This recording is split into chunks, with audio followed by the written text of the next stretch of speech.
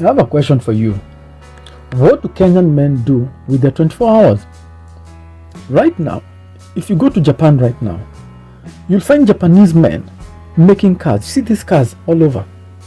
If you go to Japan right now, you'll see Japanese men going into factories and building these cars from nothing.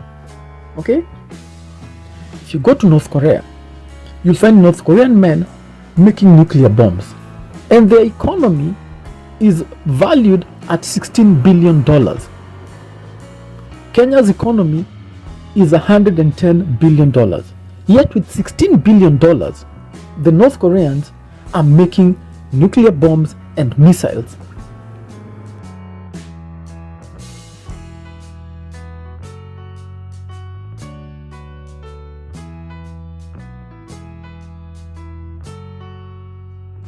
If you go to America right now, you go to Everett, you'll see a very big factory that makes planes. And in that factory, you'll see American men making planes out of nothing. Take a few pieces of metal and plastic, and they make a plane.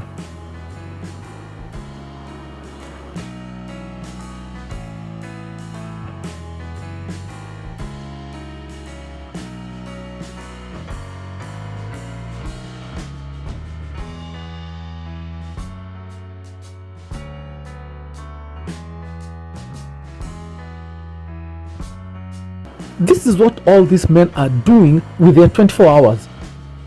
Now the question becomes, what are Kenyan men doing with their 24 hours? Because if you come to Kenya, you'll not find any planes being built, any missiles being built, any cars being built. In fact, Kenyan men cannot even make a toothpick. Toothpicks are imported. So you guys can't make toothpicks, can't make motorcycles, can't make tuk-tuks, can't make cars, can't make anything. So how do you spend your 24 hours? This is the question I keep on wondering. Because everyone, if you travel around the world, and I promise you, during the day, you will not find people being idle, sitting around doing nothing. In fact, you travel to some of these countries, there is no one. You can't see people with your own eyes on the streets during the day. And you wonder, where is everyone? Well, everyone is doing something. They're in factories, they're producing things, they're making things with their hands. But if you come to Kenya, you find vast numbers of people around, just walking around, being idle, doing nothing. So they have 24 hours, we have 24 hours. With their 24 hours, they've produced everything that you see with your own eyes. That's what they're doing with their 24 hours.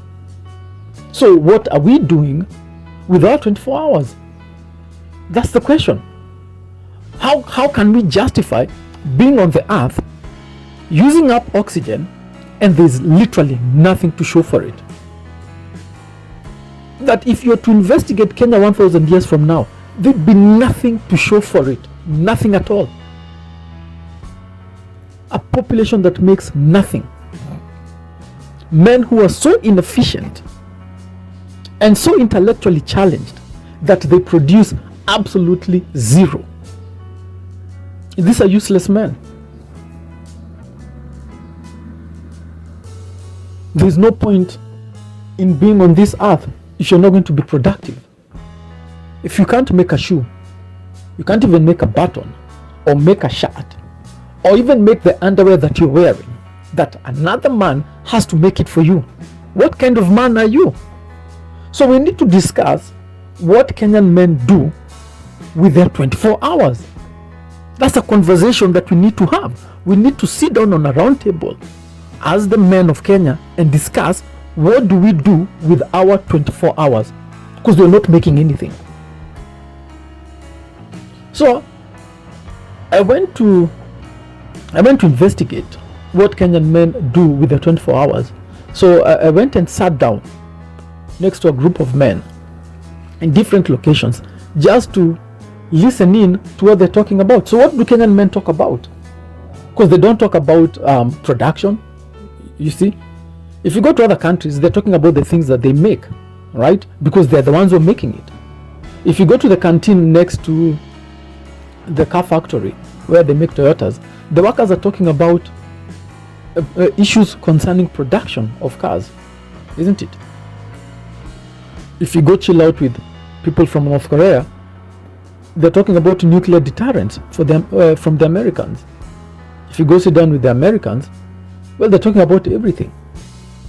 They're talking about the latest movie that they have produced.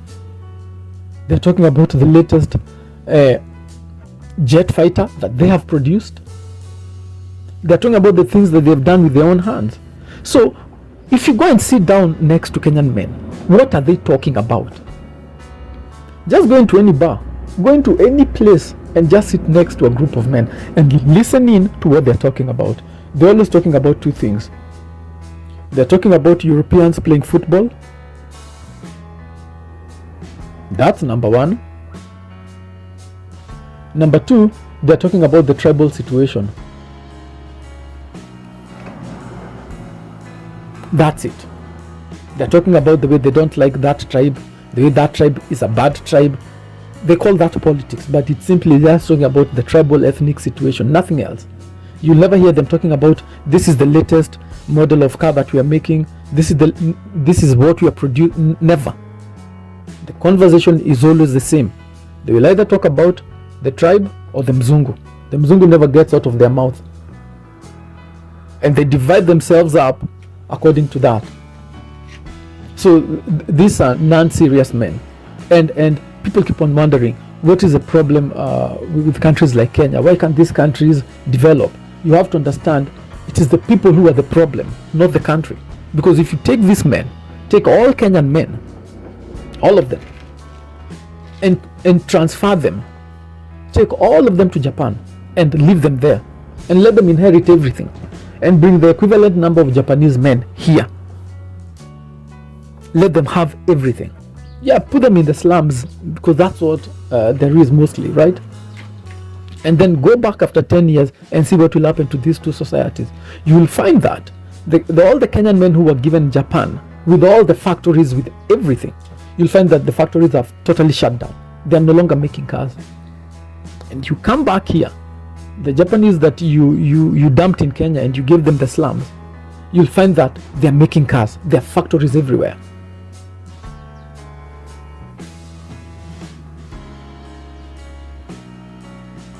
Therefore, the problem is the people.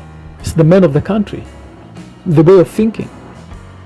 The fact that men in Kenya are very juvenile. The culture is very juvenile. It doesn't encourage people to talk about or to be mature. It encourages the men to act like women and to be very weak and docile. Okay? Not to be serious, because all the serious subjects have been ceded to the foreigners. Okay? So Kenyan men will never talk about that.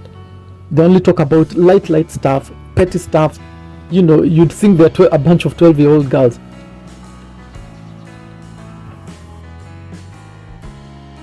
And this is systematic. It's within the system. The system is structured that way to produce men who are intellectually challenged and who are very ineffective and who are not willing to create things with their hands, because normally, in normal societies, men love creating things with their hands. You know, people boast about the things they made, about the things they make, right? You keep on seeing people boasting about, we made this, but that function of creativity is not found in majority third world men. They're never proud of anything they make, so they don't make anything. In fact, they take their pride, they show pride in what other men make. You'll find a Kenyan man boasting about a German car, which is very bizarre, to be boasting about the works of another man. You'll find a Kenyan man boasting that he has given his son a Mzungu name. So what are you going to call your son? Because, well, I was doing some research and I think I'm going to call him after a famous and important king. Oh, nice. Which king is that? King Charles. How about all the long list of pharaohs? You could name him after a pharaoh like Huni, or like Senusret, who conquered all the way to Turkey. Could name your son after Menelik, who conquered the Italians. You could name your son after Mansa Musa, who was the richest man to ever live on earth. You could name your son after Shaka, who was a mighty warrior. So from the outset, if you encounter these Kenyan men, from the outset, you'll realize that there are severe mental issues. And so the poverty that manifests itself comes out of these severe mental issues. And so while all other men are able to have a proper identity, and they're able to take pride in the work of their hands, and they're able to maximize their 24 hours, Kenyan men in particular, and third world men in general, are unable to do this. So we need a national conference as men to discuss what are we doing with our 24 hours, and how many millions of man hours are we going to waste not producing anything.